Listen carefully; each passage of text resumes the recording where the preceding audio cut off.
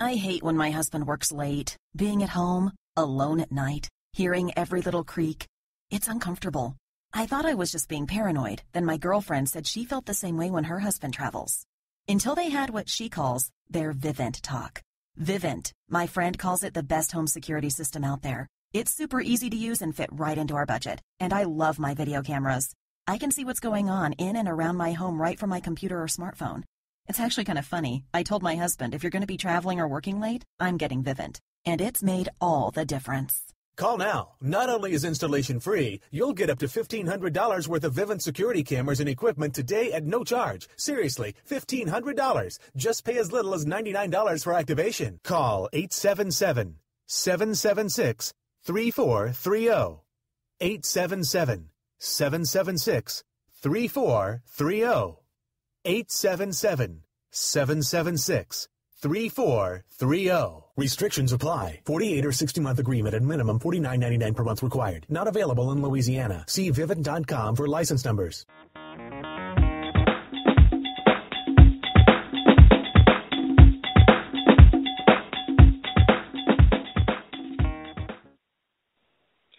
Good morning, and thank you for tuning in to Motivate, Enrich, and Inspire Radio Show. I am your host, Sai G, and I am so excited to be with you this morning on Motivation Monday. This morning, the tip that I have for you is one who gains strength by overcoming obstacles also possesses the only strength which can overcome adversity. So put that in your pocket this week as you are going through maybe a few tough times, maybe some uncertain waters. Make sure that you remember that what you gain from that time that you're going through is going to be far greater than what you experienced during that time. I'm so excited today, and I want to just make sure that I say to all the mothers, the big mamas, the grandmas, the mimis, the aunties, the foster moms, the mothers who just love on everybody in the neighborhood that don't have any children, the community moms, happy Mother's Day. I hope that all of you women had a fantastic weekend and that you were celebrated and honored by everyone that you were around. I have to send a very special shout-out to my own mother, Miss Cynthia, who I was unable to be with. She's down in Houston, Texas. But when I tell you she is my absolute rock and I love her, I would not be the woman that I am without her and how she continues to pour out to me. So I just love her so much. And Mom, I hope that you are too, having a fantastic week, because it's not just about the one day. We want to continue to celebrate our women who are the foundations of our families as well as the community all year long. Well, I tell you today, we had on Saturday, MEI Radio Show presented Honor Thy Mother at the top with the Mother's Day social. And we laughed, we cried, we shared, we celebrated one another, but we had such a good time. And again, I want to thank the top for having us, as well as our fantastic host, Marsha Sneed Williams. We had such a great time. We had the Dakota group there giving fashion and just such an entertaining performance. We had comedian Sylvia Mitchell, as well as poet Love B. Speaks, and our favorite author, Rachel Satiapo, who is another host on the MWHY network. And I tell you, these women blessed me so much. And because of the great response, because of the response that these ladies said that they had during this experience, because it really was about, making sure that they felt loved. And I think these women really felt my heart in this situation. Honor Thy Mother will be an annual event that Motivate, Enrich, and Inspire actually will now host. So we are so excited about it. And, again, we just thank everyone who came out yesterday. We don't take it for granted that you came out and you spent parts of your Saturday with us. So without further ado, we have a fantastic show prepared for you today. I am so excited that I was able to catch up with award-winning author J.W. Foreman. Mr. Foreman is not only an author of 11 books, guys. You guys check that, 11. He is also a well-noted motivation and public speaker. Good morning, Arthur Foreman. How are you? I'm doing great. How are you doing, Cy? Oh, I'm dynamic this morning. I'm telling you, I'm just feeling on top of the world, and I'm so glad to have you with us today on Motivated, Rich, and Inspire. Oh, thank you very much for having me. My honor to be here. Wow. Well, look, I just have to jump right in and just, say, wow, Mr. Foreman, 11 books. I mean, you have to, one, tell us the secret, about how you were able to publish 11 books. And the thing that I found so interesting in researching your work as well as talking to you, you have books in several different genres. Yes, that's right. I have 7 children's books, 2 books for young adults, and 2 books for adults. Wow. So have you always been a writer? You know what? I have loved to read and write ever since I was a kid. I couldn't get enough of it. All through school, elementary school, middle school, high school, college, I loved reading and writing, loved English classes, and I did well at them.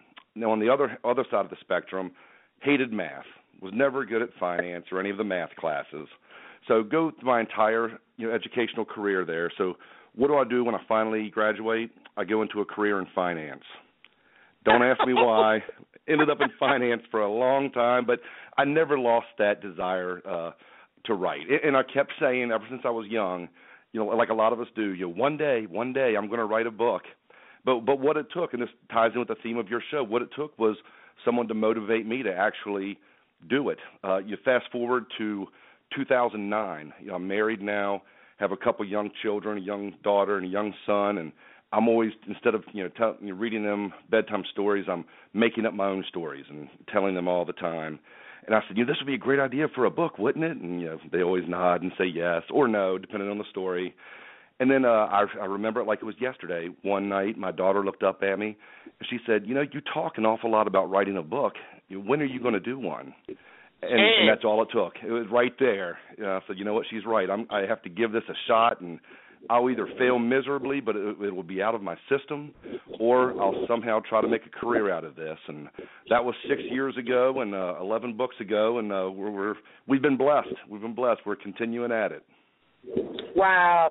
What an inspiring story, and I love how you said it, out of the voice of your daughter, that was really what caused you to, get in gear and push you. And so, that's fantastic. And in reading, your daughters have actually partnered with you on some of your books. That's right. That's right.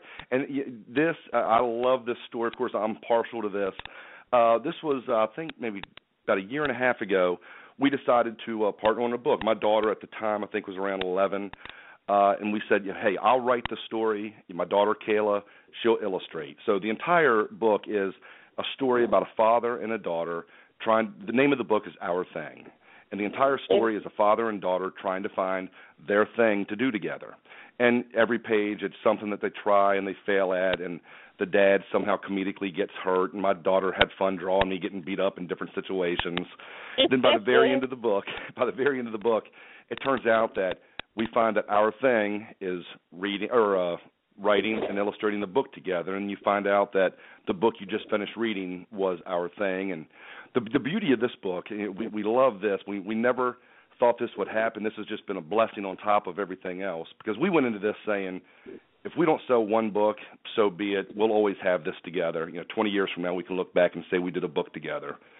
But the beauty of this is that we have gotten hundreds of letters and pictures from folks all over the country that have bought the book. And at the very end of the book, we left a page open, a blank page, and say, draw a picture of yourself and an adult, a loved one in your life, and what you would like your thing to be with someone else.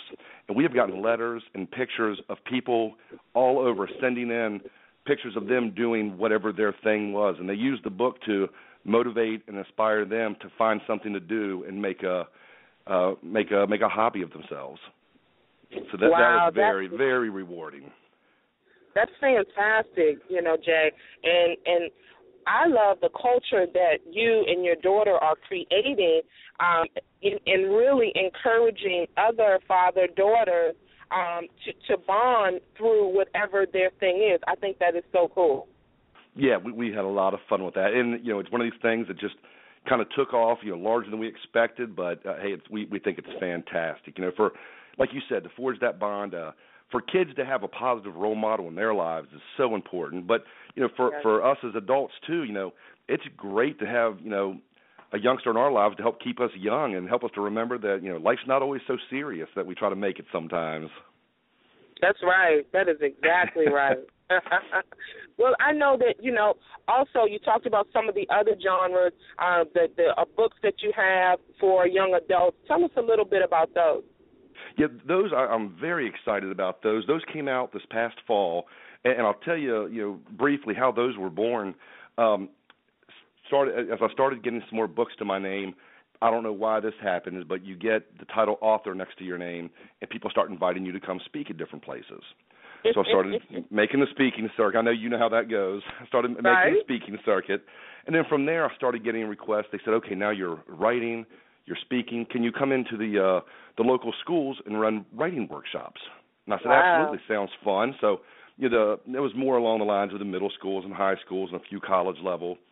But what I found when I got in there, these folks are bringing some creative writing workshops, and these folks, the students, really didn't need help with the actual mechanics of writing. I mean, all their teachers had done a tremendous job of bringing them up to speed. What I found over and over again, the common theme, was that folks were scared to share their ideas with other people. And that actually goes back. I listened to your show last week, Si. Oh, wow. Great show, by the way. The whole time I was listening to it, I was thinking, oh, my gosh, I have to follow this. So it was a great show last week. And I loved J.C. Gardner, the author that you had on last week. She made a comment that really rang true with me. She talked about her struggles and things that she had to overcome in her writing career. And I love the point when she said it wasn't necessarily, it wasn't hard for me to write. It was hard for me to share. And that's a very true point. And a lot of authors are like that. But it's especially true in the younger folks today. They just, are scared that people are going to make fun of their ideas. So I really, in the past couple of years, I've really pulled back the reins a little bit on teaching the mechanics of writing. And a lot of the workshops that I run are just, overcoming that fear of sharing. So we run exercises where everybody gets together. We do group projects where we come up with stories, and they are about as bad and as silly as can possibly be. But it gets folks laughing, and it gets that, okay, we're all in this together. No one's better than one another. We're not here to judge each other. We're here to have fun. Let's just share some ideas. And once you shed that skin, then the juices, the creative juices flow a little more, and they have more fun with the writing itself. But all that being said, I started seeing some of the insecurities that folks, some of these students had, and sometimes before and after the workshops, I establish a rapport with them, and I start talking to them. And they're very open and honest these days, and they say, here's the things we deal with, whether it be these kinds of social pressures or bullying over here or worrying about what we're going to do after school or any of these things.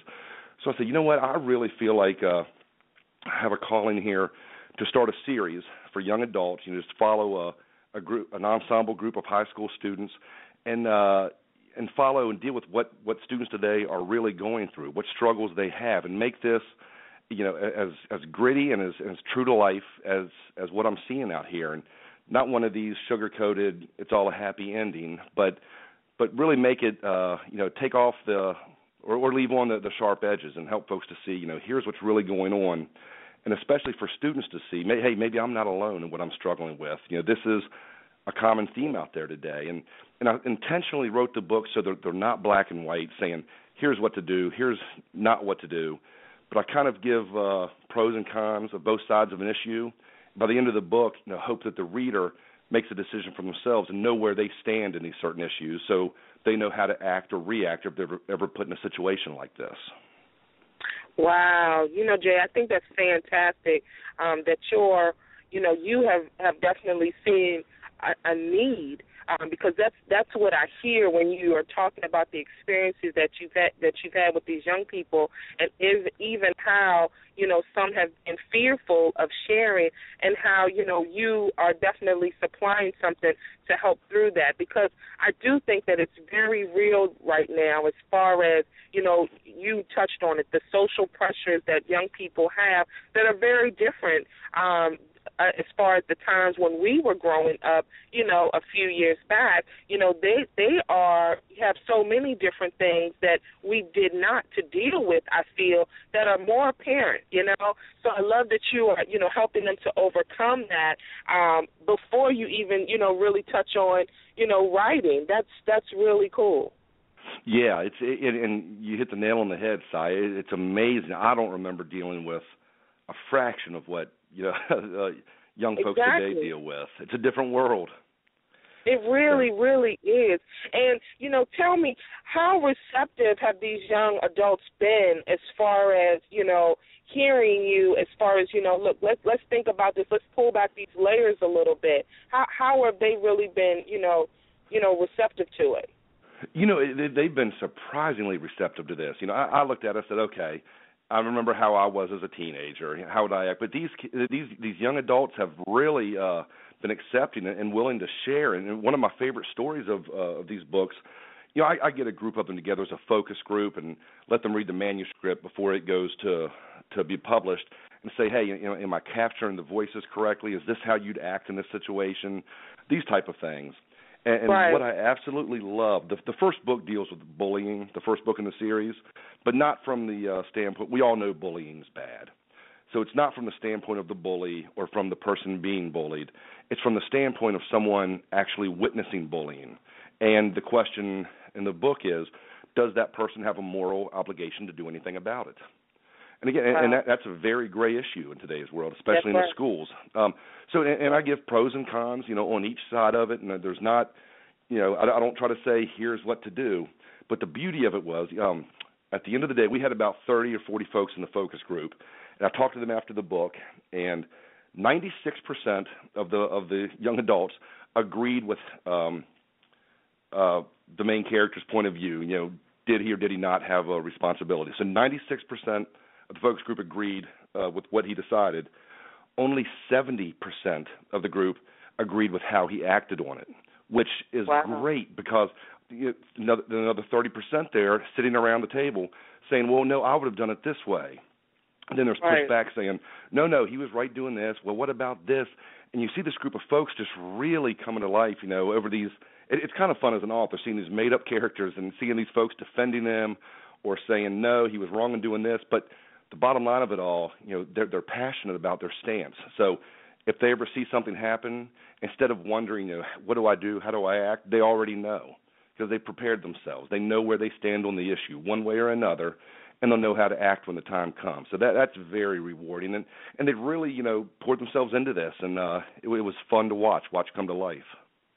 Wow, that's so refreshing, Jay, because, again, I think that sometimes it feels like we're in a time when it comes to the morals, that they've become a lot looser, So it's so refreshing to hear that you say, 97%, said no, they would stand up, or, and 70% say, what, I don't quite agree with, the decision or what the character, made. So that's so refreshing, because I think that's one thing I know that I have teenage daughters, is really making sure that they understand that, still make sure that you stand up for your values and what's right and what's wrong, and don't really be persuaded, as far as those things, because they have so many different influences now. That's right. That can help, really change the mindset. That's exactly right. And again, you're spot on when you said you tell them not to be influenced. The more folks, the young adults today, know where they stand on issues, instead of just being caught off guard and saying, "Wow, I've never thought about this, but I'm smack dab in the situation now. How do I act?" The more prepared they are, and the more we as parents or other influential adults prepare them for these things, they'll know how to act. They'll know how to handle themselves when the situations arise, and they will arise. Absolutely, absolutely. Well, Jay, look, we are thoroughly enjoying having you today. We're going to take a quick break. We got to pay those bills. So stay tuned for more from the MEI Radio Show on the May We Help You Radio Network. Hey, Chef Jovi here of the Eatsperience Radio Show. Join me 10 a.m. every Thursday to explore recipes, best restaurants, and food spots in and around the country. I look forward to receiving your comments, so follow us on Spreaker.com to tune into the show. That's SPREAKER.com. And search MWHY Radio to join me every Thursday, 10 a.m. Eastern Standard Time for the Eatsperience Radio Show. And remember to share your Eatsperience.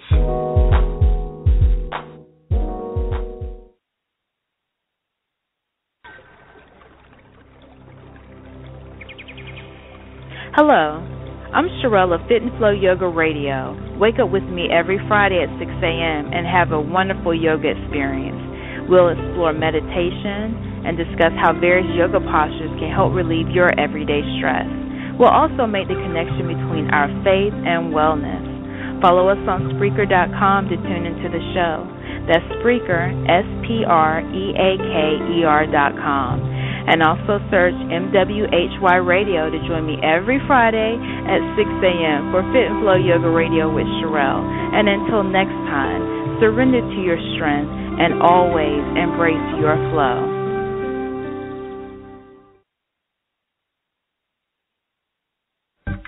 The Queen Esther Radio Show is live every Wednesday at 8 p.m. Eastern Standard Time. Join me, Jessica Taylor, and me, Jason Mosley, to be entertained by authors, artists, and spiritual leaders. We look forward to being a blessing in your life every Wednesday at 8 p.m. Eastern Standard Time. Only on the MWHY Radio Network.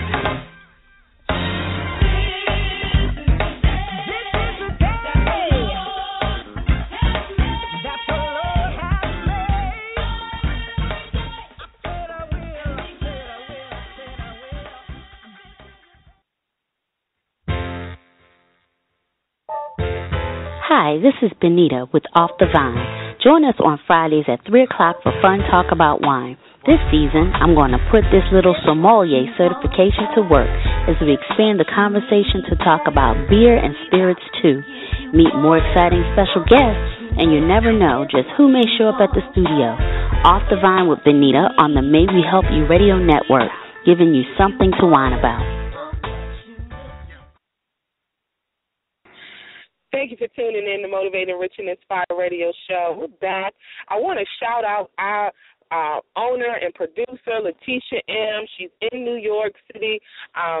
She is going to host the T-BAM, which is the Big Apple Indie Music Series Showcase this week. So we just want to shout Letitia out. She's there representing MWHY Radio Network. I know that they're going to have a fantastic time. And you guys just, go to their website, which is TBAM.com,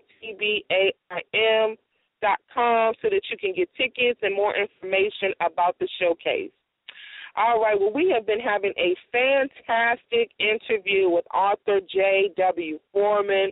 I mean, Mr. Foreman, again, I am just so impressed, by your story, and it's so inspiring, and I know that our listeners today can definitely relate because you said, just a few years back, you were, given a gentle nudge by your daughter as like there's no time like the present Exactly. to go ahead and get these books going. And I think that that's so real, because a lot of times for whatever reason we put dreams and we put ideas on the shelf, right. and we'll just keep pushing back. And so, I love that out of the voice of a child, and it's like, let's go, let's do this. And that was the thing that exactly. I see, because I can relate to that. I can relate to that with my own children. It is, because we most of the time are telling them that one thing, and then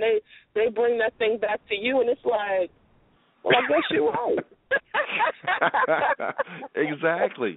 And a lot of it, like you said, it's, I don't know why as adults we do this more often, but we put our dreams on the back burner, and a lot of it is, and you and I have had this conversation before, we're scared to come out of our comfort zones so yes. often in life.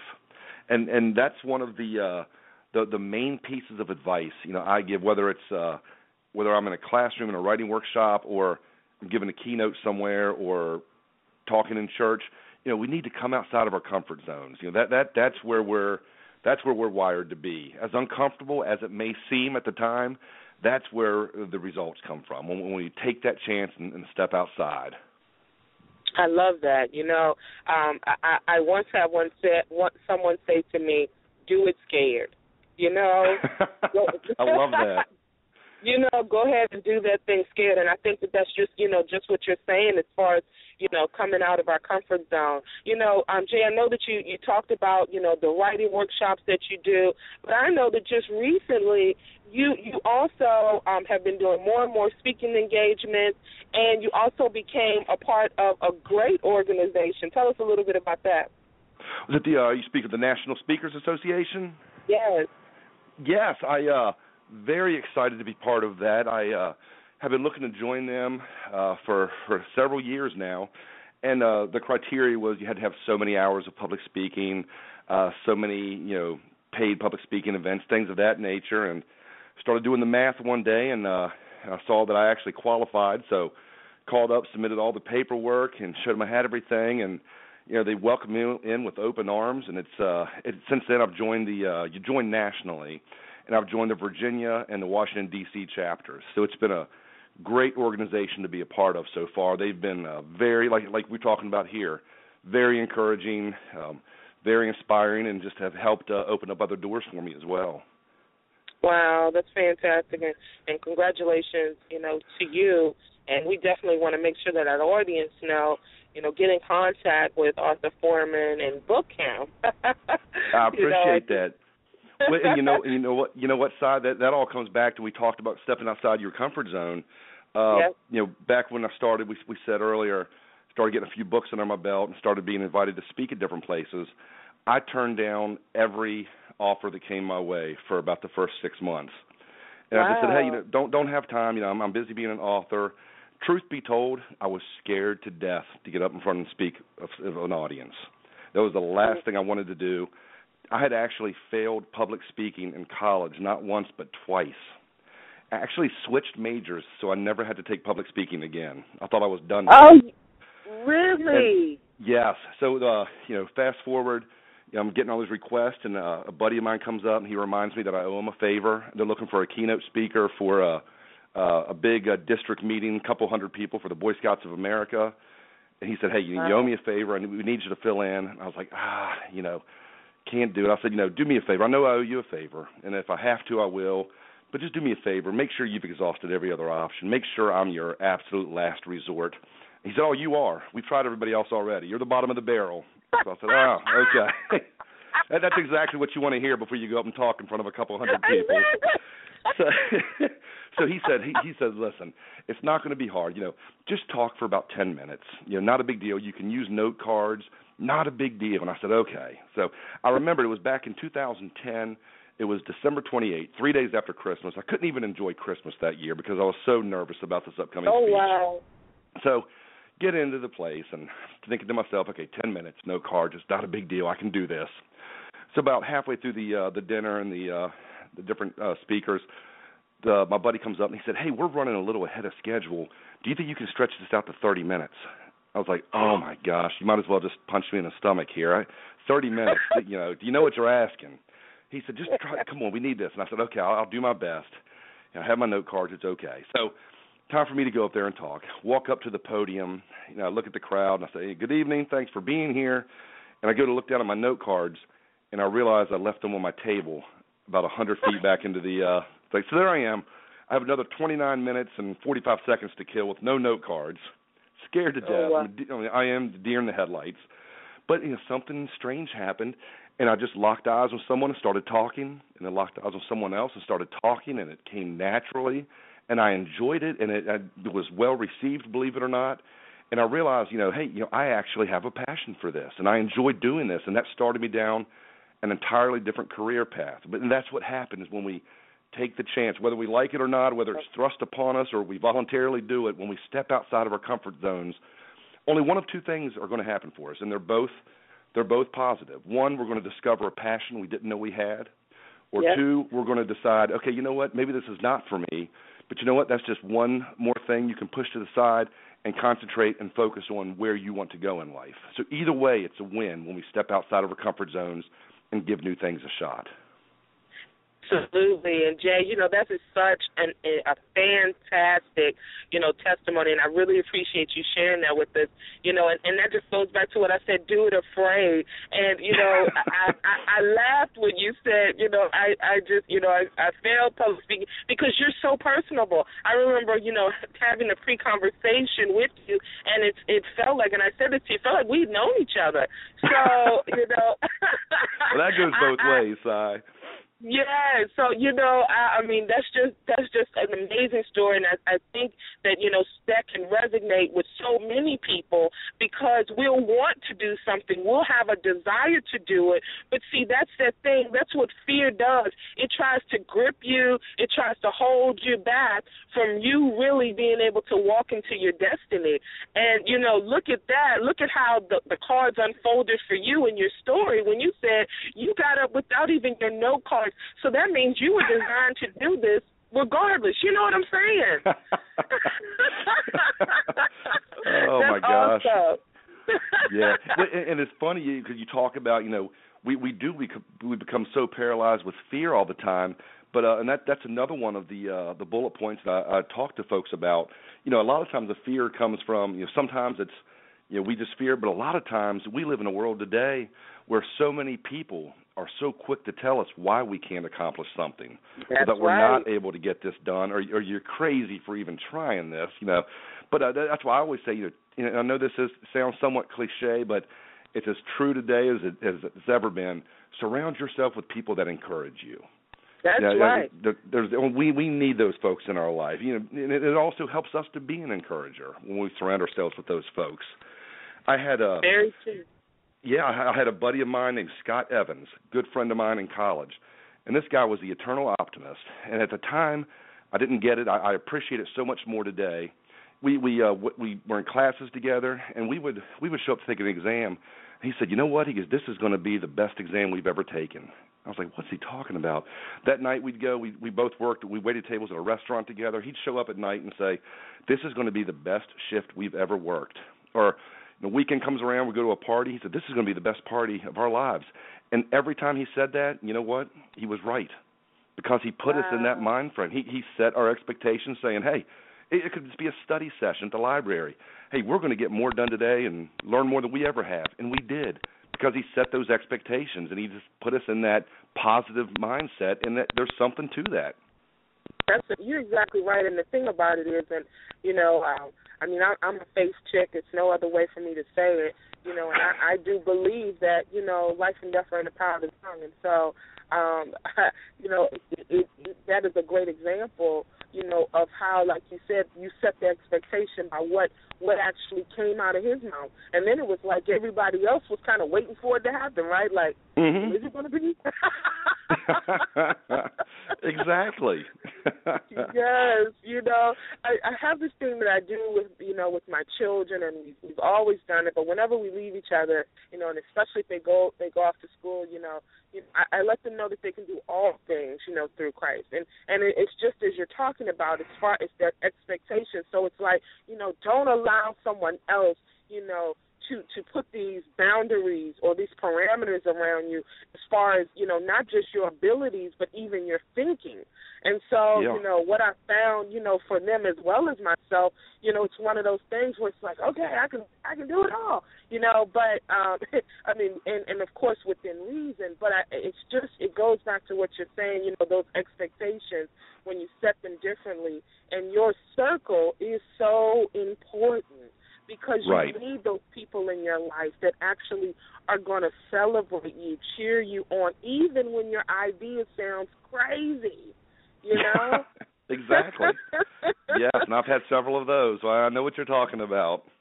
Yeah, you know what I mean? It's like, okay, well, look, I know you can do it, and if you set your mind to it, you want those people. And there are some times that people have to reel you in, get me wrong or mistaken, Sure. Okay, but definitely, you want others that are going to say, you know what, I can, because when I think of all greats, they had to know that they were doing something that was against the odds, That's so, right.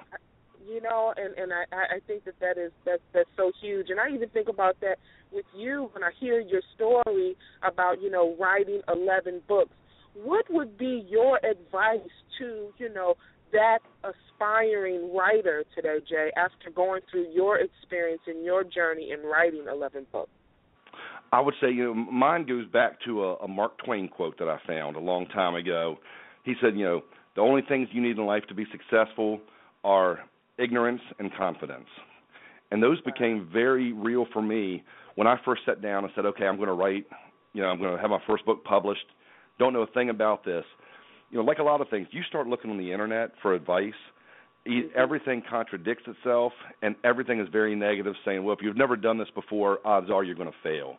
And it got to the point where I just had to quit researching things and say, you know what, I'm just going to go do. And you know what, the first time I went out, I made every mistake I could possibly make in my very first book.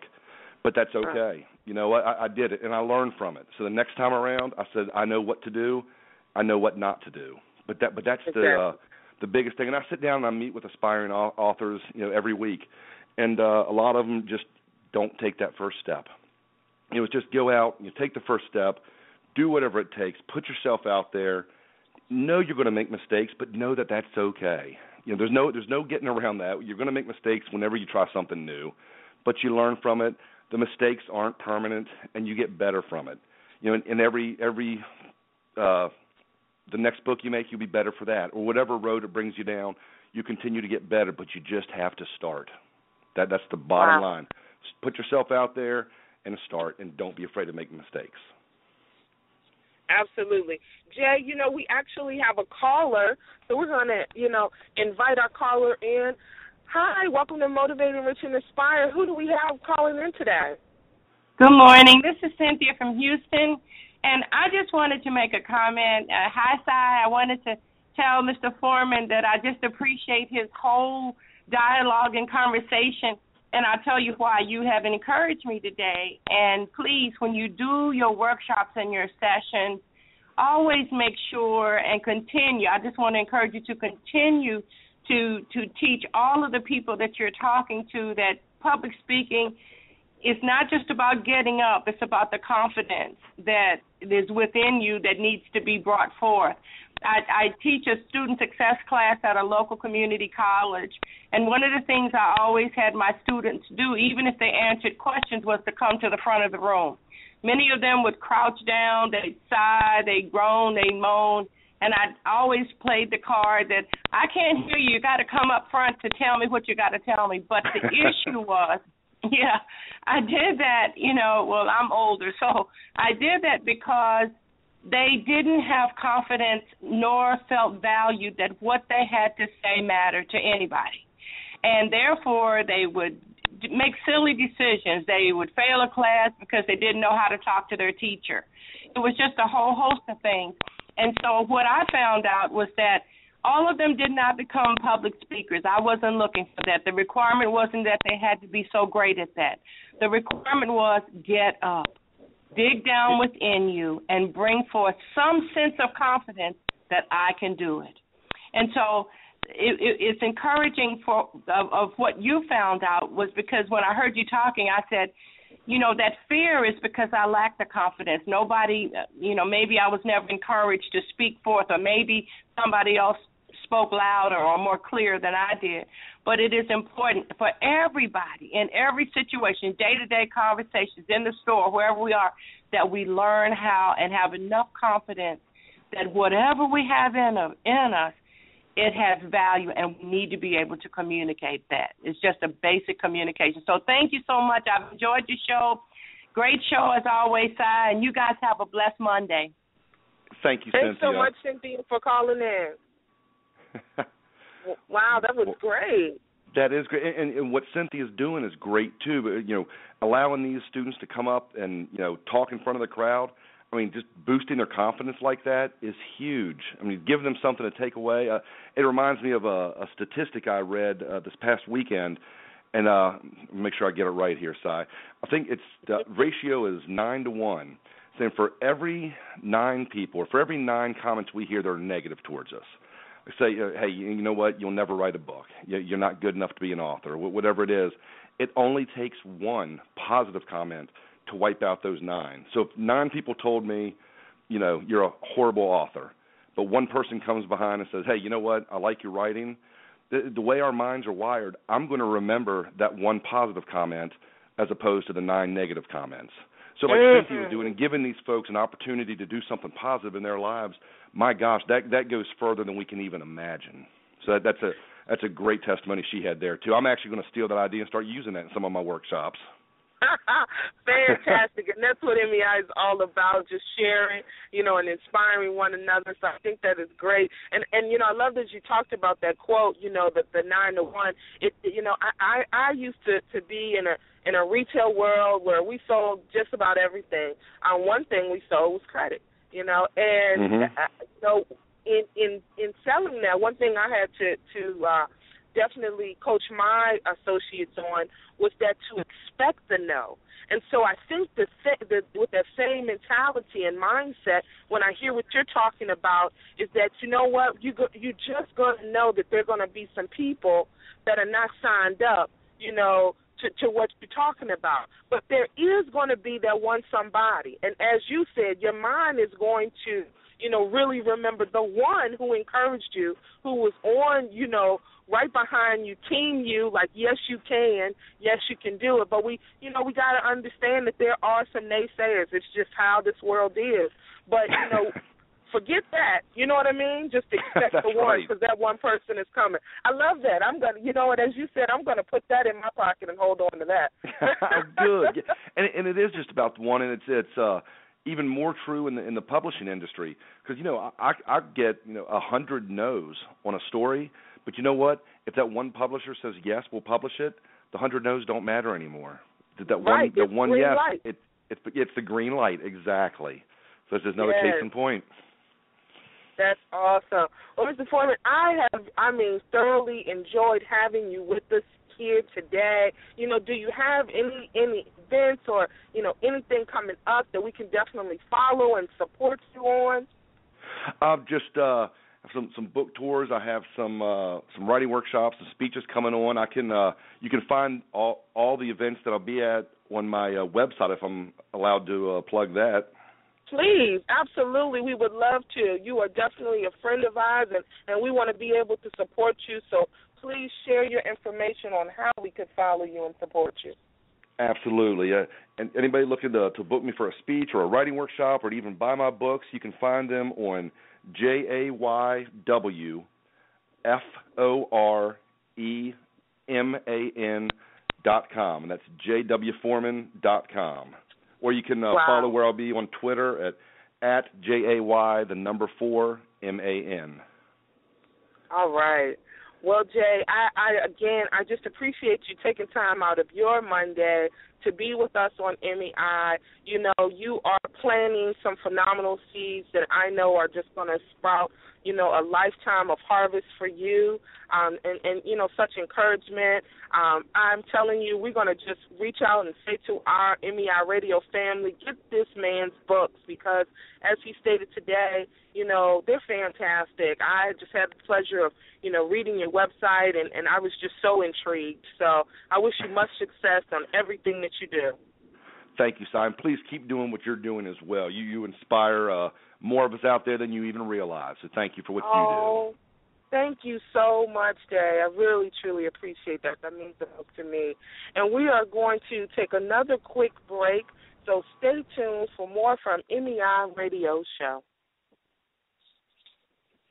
To all of my female entrepreneurs, it's time to expand your region and business profits. Are you networking in the same locale and viewing the same guest list over and over? Do you find your colleagues are referring new business and its clients that you already have in your portfolio? Are you industry stagnant? And are your social groups and events filled with the same people? If you answer yes to just one of these questions, it's time to expand internationally.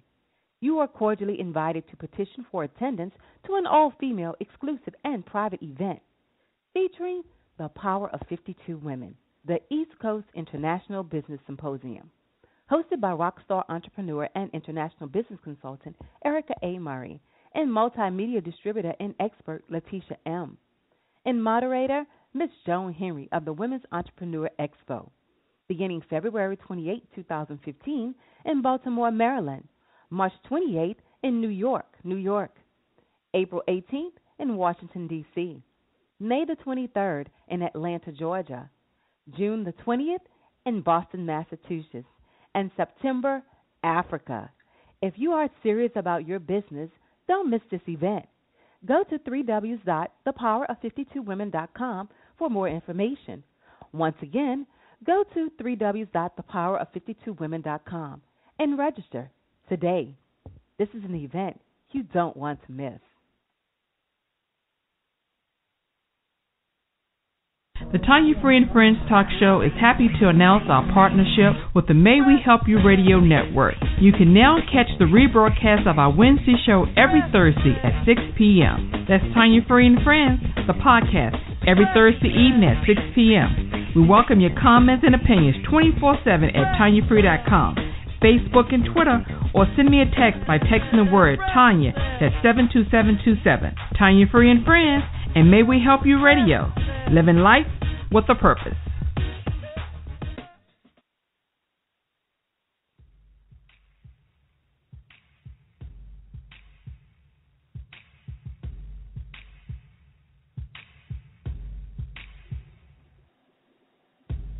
Hi, my name is Letitia M., owner of May We Help You Network. I want to thank you for joining us and enjoying our hosts here on MWHY Radio Network. Please visit us online at mwhyradio.com and like us on facebook.com/MWHY Radio. Tune in to learn more about our hosts and upcoming contests and our TV programming that will be coming to you soon. MWHY Radio, bringing together business, community, and you.